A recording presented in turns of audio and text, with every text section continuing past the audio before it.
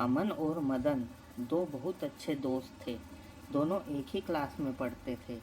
अमन पढ़ाई में तेज था, लेकिन मदन का ध्यान ज़्यादातर हमेशा खेल कूद में लगा रहता था। मदन को क्लास में हमेशा सजा ही मिलती थी। अमन मदन से हमेशा कहता रहता था, मदन, तू मेरा बहुत अच्छा दोस्त है। देख, मेरी बात सुन। तू पढ़ाई लिखाई पर थोड़ा ध्यान दे। हमेशा खेल कूद पर ध्यान देगा तो तू एग्ज़ाम में फ़ेल हो जाएगा। इसलिए मेरे भाई, थोड़ा पढ़ाई पर भी ध्यान दे। अमन के ऐसा कहने पर मदन सोचने लगा कि अब उसका सबसे अच्छा दोस्त अमन भी उसका मजाक उड़ाने लगा है। स्कूल की छुट्टी होने के बाद अमन अपनी भैंसों को चराने के लिए तालाब के पास ले गया। तालाब से लगा हुआ खेत मदन का ही था।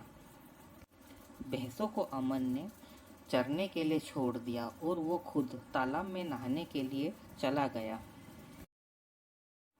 अमन की भैंस चरते चरते मदन के खेत में घुस गई। भैंसों को चरता देख मदन अपने दादाजी को बुलाकर खेत पर ले आया। मदन के दादाजी गांव के मुखिया थे।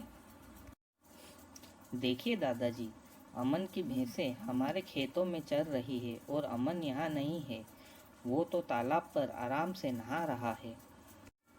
मदन, तुम पहले भैंसों को खेतों से बाहर निकालो, फिर मैं अमन से बात करता हूँ। मुखिया जी ने गुस्से में अमन को आवाज़ दी, क्यों रे अमन, तू वहाँ तालाब पे आराम से नहा रहा है और यहाँ तेरी भैंसें हमारे खेतों में नुकसान कर रही है। मुखिया जी, मुझे माफ़ कर दीजिए, मैं ध्यान नहीं दे पाया। इतना सुनना था कि मदन ने आगे बढ़कर अमन के गाल पर जोरदार तमाचा जड़ दिया और कहा, तुम यूं क्यों नहीं कहते कि तुम तालाब में कूद फांद कर नहा रहे थे और अपनी भैंसों को मेरे खेत का रास्ता बता दिया। मुखिया जी मदन की इस हरकत से शक पका गए और उन्होंने मदन को डांटते हुए कहा कि मदन, तुम ये क्या कर रहे हो? तुम्हें तुम्हारे दोस्त के साथ ऐसा व्यवहार शोभा नहीं देता। मदन के इस व्यवहार से अमन को बहुत तकलीफ पहुंची, पर उसने मदन को पलटकर कुछ नहीं कहा। वह चुपचाप अपनी भैंसों को लेकर घर पर आ गया। घर आकर उसने माँ को अपनी सारी घटना बताई। तब माँ बोली, तुम चिंता मत करो बेटा, मैं मुखिया जी के घर जाकर उनसे बात करती हूँ। देखिए मुखिया जी, आप बड़े हैं, आप अमन को मारते तो ठीक था, लेकिन मदन को ये हरकत नहीं करनी थी। इससे अमन को बहुत दुख हुआ। चिंता न करिए, मदन के साथ बैठकर मैं उससे सारी बात जानने की कोशिश करूँगा कि आखिर बचपन के दोस्त में किस बात के लिए खींचतान चल रही है। हाँ मुखिया जी, जब अमन ने भी मुझे खेत वाली बात बताई तो मुझे भी पहले यकीन नहीं हुआ। मैं बात बढ़ाना तो नहीं चाहती, पर आप मदन को समझाइएगा। अब अमन जब भी अपनी भैंसों को चराने के लिए तालाब के पास जाता तो वहीं बैठा रहता। ना कोई मस्ती, ना कोई हरकत, एकदम शांत। ऐसे ही एक दिन की बात है। अमन हमेशा की तरह अपने भैंसों को चराने तालाब के पास ले गया था और वहाँ बैठा हुआ था। तभी मदन अपनी छोटी बहन के साथ वहाँ आ गया। वह जानबूझकर थोड़ी दूर बैठ गया और अमन के ऊपर व्यंग करने लगा।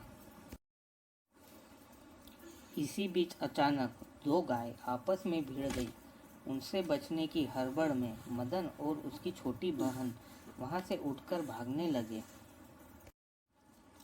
दौड़ते दौड़ते मदन एक गड्ढे में जा गिरा और उसकी छोटी बहन हड़बड़ाहट में तालाब में गिर गई और डूबने लगी।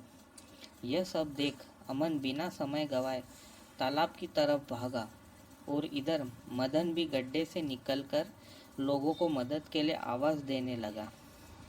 अमन ने तालाब में छलांग लगाई और तैरकर मदन के छोटी बहन तक पहुंच गया।